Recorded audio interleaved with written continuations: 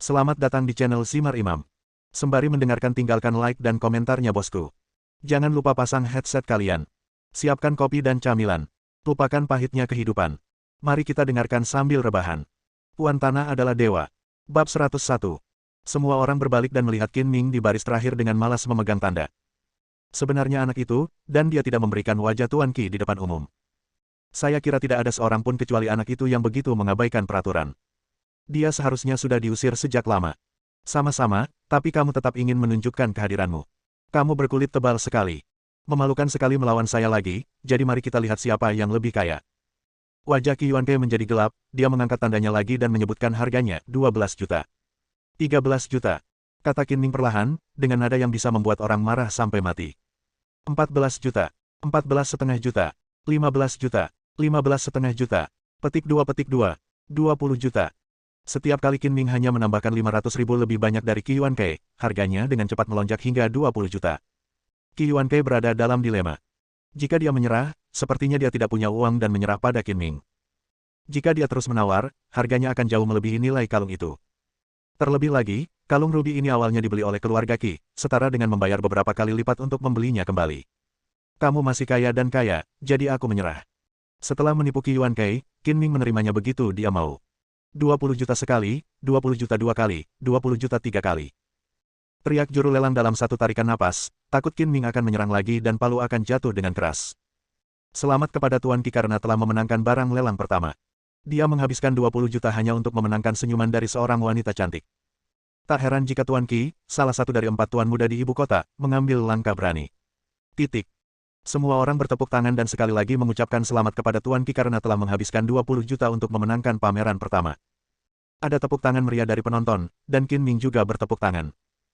Bagaimanapun, dia menghabiskan 20 juta yuan, bukan 2.000 yuan, jadi dia harus selamat. Qi Yuanke menahan amarahnya, melihat sekeliling dengan senyuman terhormat, dan memberikan penghormatan. Saya tidak tahu kepada wanita mana Tuan Qi ingin memberikannya. Bisakah Anda memberitahu saya? Juru lelang berjalan ke arah Qi Yuanke bersama wanita etiket. Setelah bertanya, dia dengan hormat menyerahkan mikrofon ke mulut Qi Yuanke. Saya akan memberikan hati abadi ini kepada Nona Isabella, berharap dia selalu secantik batu delima. Qi Yuanke mengambil kalung itu dari nampan, berbalik menghadap Isabella, dengan senyum menawan di wajahnya, matanya selembut air. Nona Isabella, aku memberikan ini padamu. Ini mewakili hatiku. Aku harap kamu bisa menerimanya. Penerjemah buru-buru menerjemahkan kata-kata Qi Yuanke ke dalam bahasa Prancis dan mengucapkannya kepada Isabella. Isabella tersenyum meminta maaf, aku sudah punya kekasih, dan aku tidak bisa menerima hadiah semahal itu. Apa, dia sudah punya kekasih? Setelah mendengar kata-kata penerjemah, Qi Yuanke mau tidak mau menggenggam kalung itu erat-erat, ingin menghancurkannya. Dia tidak mengerti situasinya, seperti Isabella yang menunjukkan cinta, tapi akhirnya dipermalukan di depan umum, dan itu sangat memalukan. Qi Yuanke layak menjadi seorang veteran dalam cinta. Dia mendapatkan kembali ekspresi normalnya dan berkata sambil tersenyum, Nona Isabella, tidak masalah jika Anda memiliki kekasih. Saya tidak punya niat lain untuk memberikan kalung itu. Saya hanya ingin menyampaikan permintaan maaf saya di pesta dansa. Saya harap Anda menerimanya. Tarian itu murni kecelakaan. Saya tidak memasukkannya ke dalam hati sama sekali. Qi, jangan merasa bersalah, Pak. Lagi pula, hadiahmu terlalu mahal, aku benar-benar tidak bisa menerimanya. Isabella meminta maaf lagi, dan dengan baik hati datang menyelamatkan Qi Yuanke dan berkata, ada banyak wanita cantik di sini. Saya pikir mereka sangat bersedia menerima hadiah Tuan Qi. Petik 2. Jika saya memberikannya kepada Anda dan Anda tidak menerimanya, bagaimana Anda bisa meminta saya memberikannya kepada orang lain? Saya tidak mampu kehilangan orang itu. Qi Yuanke bergumam pada dirinya sendiri, tapi dia tidak bermaksud untuk mengeluh tentang Isabella. Dia mengira Isabella mengatakan ini karena perbedaan antara budaya timur dan barat, jadi dia harus menyerah dan menyingkirkan kalung itu dengan marah ke Qin Ming. Ini semua salahku untuk anak ini. Aku kehilangan 20 juta dengan sia-sia. Aku belum bisa memenangkan hati si cantik. Kamu telah melawanku berkali-kali. Untuk mengalihkan perhatian orang dan mencegah Qi Yuanke merasa terlalu malu, juru lelang mengumumkan dimulainya penawaran untuk lot kedua. Ini adalah vas antik berwarna biru 8 sisi berlapis kaca biru dengan pola naga.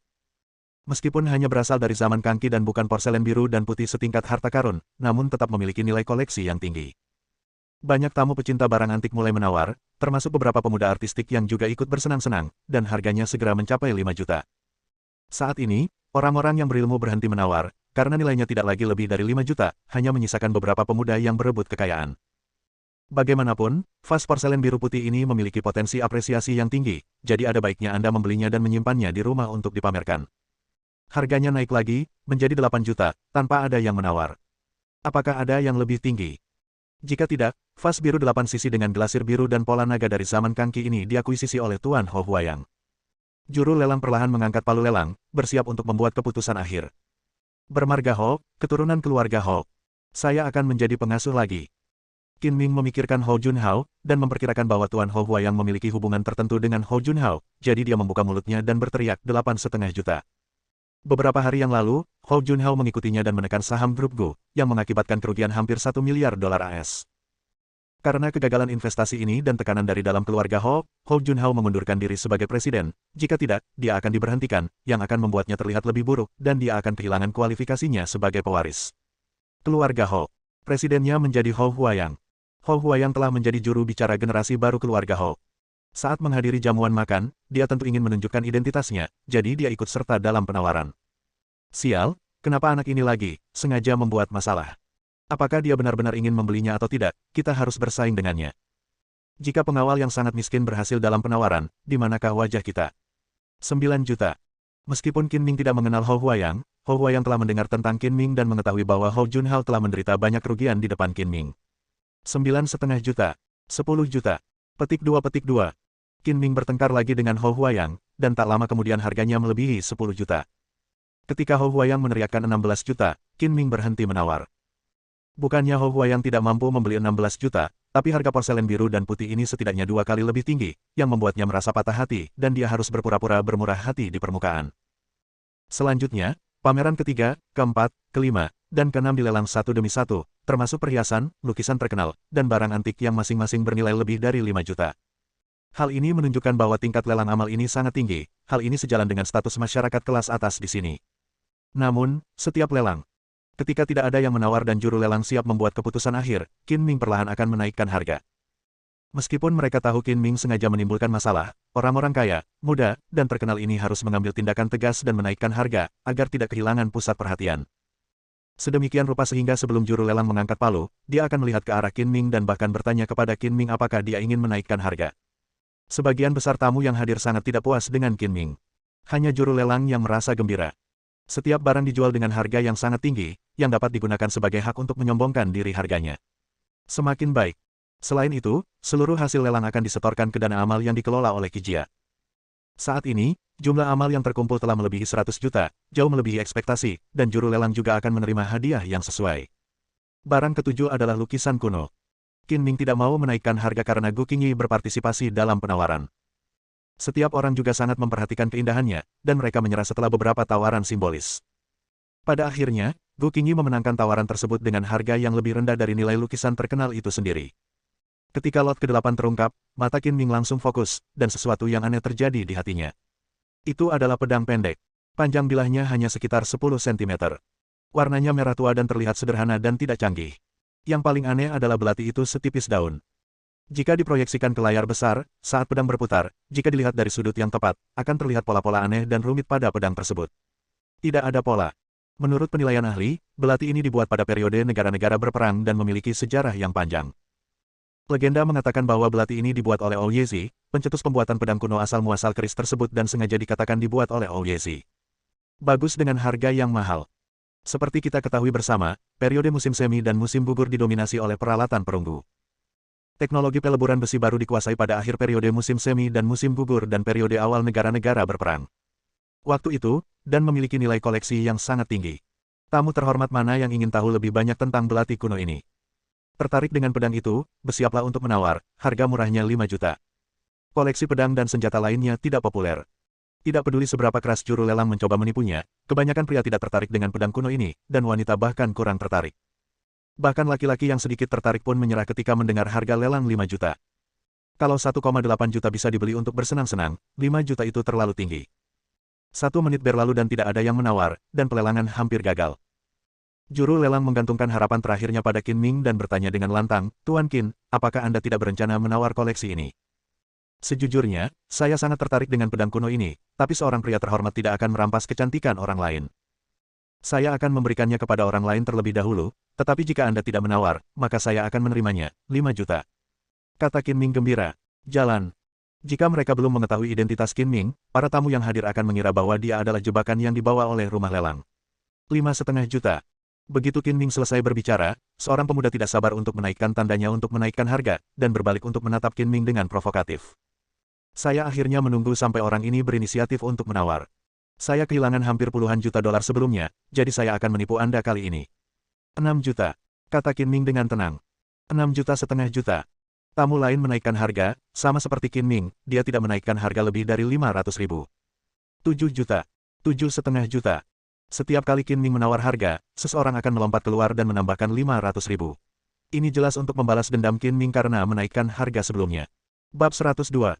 Saat jamuan makan diadakan di kediaman fotografer dan pencari bakat Cao Xiang, dia sedang berdandan di depan cermin di kamar mandi ketika bel pintu berbunyi. Siapa? Cao Xiang berjalan ke pintu ruang tamu sambil mengoleskan hairspray, dan melihat keluar melalui lubang intip. Dia melihat dua orang asing kekar berjas hitam berdiri di luar pintu. Kami diutus oleh Direktur Taylor untuk menjemputmu ke pesta makan malam. Masuk. Taylor adalah Direktur Raksasa Hiburan Internasional Universal. Cao Xiang membuat janji dengannya untuk makan malam guna membahas penjajakan masuknya Isabella ke industri hiburan. Pagi ini, Cao Xiang telah resmi bertemu Isabella di pintu masuk grup Gu. Meskipun Isabella menolak, dia tetap tidak menyerah dan siap melakukan segala kemungkinan untuk membujuk Dewi Barat ini untuk memasuki industri hiburan peluang bagus untuk menghasilkan banyak uang. Duduklah kalian berdua, tunggu aku selama 5 menit. Itu adalah wawancara pertamanya dengan Direktur Raksasa Hiburan Internasional. Setelah mengundang dua pengawalnya ke dalam rumah, dia bergegas kembali ke kamar mandi dan melanjutkan berdandan. Salah satu pengawal kemudian masuk. Tanpa mengucapkan sepatah kata pun, dia menjambak rambut Cao Xiang, memasukkan kepala Cao Xiang ke dalam wastafel, lalu menyalakan keran. Biarkan aku pergi, apa yang akan kamu lakukan? Cao Xiang berjuang keras, tetapi kekuatan pengawal itu membuatnya sulit untuk mengangkat kepalanya. Air yang mengalir deras menghantam rambutnya dan menyatu ke dalam wastafel. Setelah beberapa saat, seluruh wastafel terisi air. Cao Xiang tersedak beberapa kali, lalu pengawal itu meraih kepalanya dan bertanya dengan dingin, di mana Isabella? Cao Xiang terbatuk beberapa kali dan berteriak dengan marah, lepaskan aku. Jika kamu berani menyentuhku lagi, aku akan memanggil polisi. Sebelum Cao Xiang menyelesaikan kata-katanya, dia didorong ke wastafel lagi. Di mana Isabella? Kami mencari wanita barat yang kamu potret. Jika kamu tidak memberitahunya, kamu akan mati. Suara pengawal itu dingin dan tanpa emosi, seperti algojo yang membunuh tanpa mengedipkan mata. Ku bilang, kataku, batuk.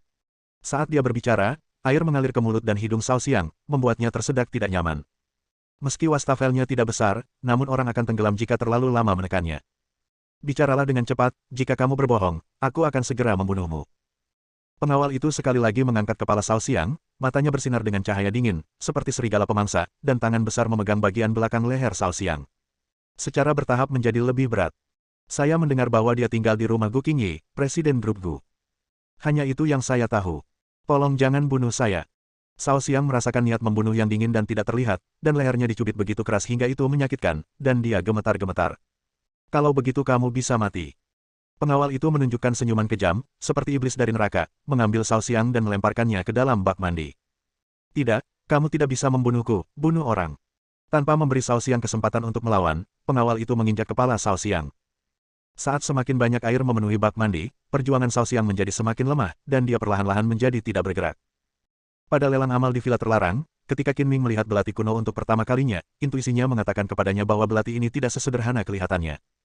Dia mengangkat plakatnya lagi dan mulai melakukan penawaran sengit dengan para tamu yang hadir. Qin Ming sengaja membuat masalah pada banyak lelang sebelumnya dan menaikkan harga, menyebabkan ketidakpuasan di antara para tamu. Sekarang Qin Zhenming telah mengambil gambar belati tersebut, banyak orang menunggu kesempatan untuk membalas dan menaikkan harga. 190.000, 19,5 juta, 20 juta. Segera, penawarannya melebihi 20 juta, dan banyak orang mulai ragu-ragu, takut jika Qin Ming berhenti berteriak setelah mereka menaikkan harga, pedang patah ini akan jatuh ke tangan mereka, dan mereka akan kehilangan banyak uang dengan sia-sia. 25 juta. Teriak seorang pemuda berambut berminyak dan berwajah merah jambu. Jika saya tidak menaikkan harganya, maka belati itu seharusnya milik pria itu, kan? Kata Qin Ming sambil setengah tersenyum. Bukankah ini menanyakan secara sadar? Juru lelang bergumam pada dirinya sendiri, dengan senyum profesional di wajahnya, dan menjawab, seperti yang kita semua tahu, aturan lelang adalah penawar tertinggi menang. Jika Tuan Qin membatalkan penawaran dan tidak ada yang menawar harga lebih tinggi, maka pedang kuno ini seharusnya menjadi milik Tuan Meng. Mendengar hal tersebut, Tuan Meng yang berminyak dan berwajah merah jambu merasakan jantungnya berdebar kencang. Sial, pria bernama Qin tidak akan menyerah dalam penawarannya, bukan? Tidak, orang ini terlalu berbahaya. Apakah ada orang lain yang bersedia membayar harga lebih tinggi? Qin Ming bertanya dengan keras, dengan senyum lucu di bibirnya. Tampaknya Qin Ming hendak menyerah dalam penawaran. Semua orang memilih diam karena takut ditipu. Puan Meng, giliran Anda yang kurang beruntung. Jika Anda ingin disalahkan, salahkan pria bernama Qin karena terlalu kejam. Puan Meng merasa gugup beberapa saat, diam-diam menyeka keringat dingin di dahinya, dan mengutuk dalam hatinya. Saya berpura-pura kaya dan kaya, tapi saya takut dengan 20 juta. Saya akan menawarkan 40 juta. Qin Ming tiba-tiba menaikkan harga sebesar 20 juta sekaligus, menyebabkan keributan di antara penonton. Sial, anak ini gila. Biarpun kita menjualnya, nilainya tidak 40 juta. 40 juta dolar untuk membeli pedang patah. Sekalipun terbuat dari emas, harganya tidak sepadan. Hanya orang idiot yang akan membelinya.